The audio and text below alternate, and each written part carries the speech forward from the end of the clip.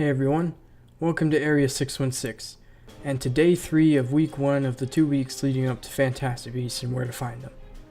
A lot of build up, hope it's worth it.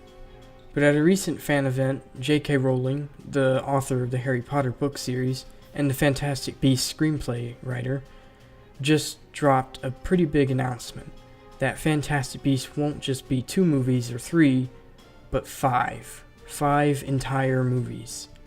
We already knew there was going to be a second and third one, but 2 more is a complete surprise.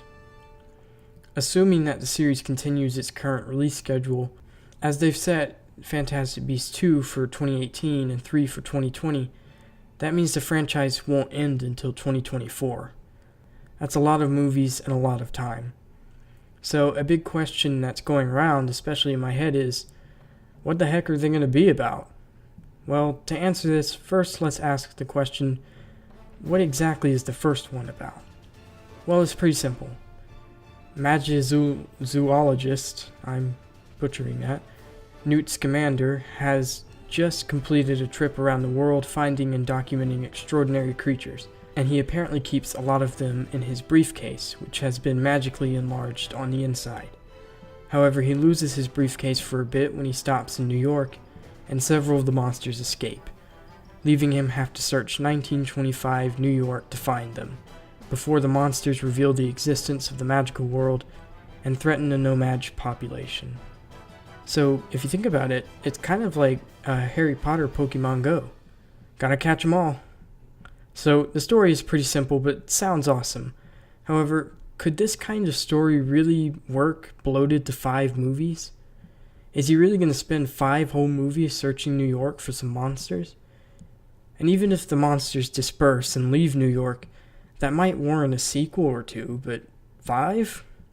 So it's very clear that something else has got to happen to warrant 5 whole movies. But what could that be?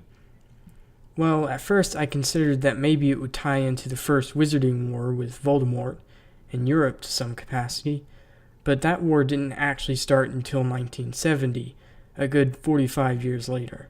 Not that Newt wouldn't, in theory, still be alive by then, but he'd obviously be much older, and it'd be very bizarre to set the story in 1925, only to jump forward 45 years in the sequel. I also looked to see what was going around as far as muggles, or I should say no-maj, go at the time, and not much really was. World War I ended in 1918, the Great Depression didn't start until 1928, and of course World War II didn't come to America until the 1940s. So I don't think anything really major was going on in America during that specific year, that I know of. So I can't take any clues from that. So instead, I decided to look a little bit deeper into the first movie's story, and I found one detail that I missed on the first sweep. When Newt comes to America and his monsters get loose, this adds to the United States wizarding community's problems, as there's something else called the New Salem Philanthropic Society fighting for a second Salem to eradicate wizard kind. They kind of have their hands full. The organization's leader is Mary Lou Barebone. Now, her last name has a pretty interesting history to it. Bartholomew Barebone, a descendant of hers, was a no-maj from the 18th century. He was descended from a Scourer, a group of wizard mercenaries who operated in the United States during the 17th century. They were originally more like vigilantes, but became more brutal and violent over time. A lot of them escaped justice by marrying no-majes and integrating into their society, and it seems like this is why Bartholomew hated them so much. Bartholomew wanted to expose wizards to the magic world, and one day got an opportunity when he met a witch named Dorcas Twelvetrees. She fell in love with him, and she willingly answered all of his questions, telling him about Ilvermorny, America's Wizarding School, and a bunch more. I'll get more into America's wizarding history and all that in a video later this week. But as soon as Bartholomew learned everything he wanted to know, he stole Dorcas's wand and showed it to as many newspaper reporters as he could. A lot of them didn't believe him, but some did take him seriously and released stories about it, saying that it kicked like a mule when you wove it. He also sent letters to important nomads listing out all the addresses Dorcas had told him about. Some of them even started investigating to see if the evil occult parties he was talking about were actually real.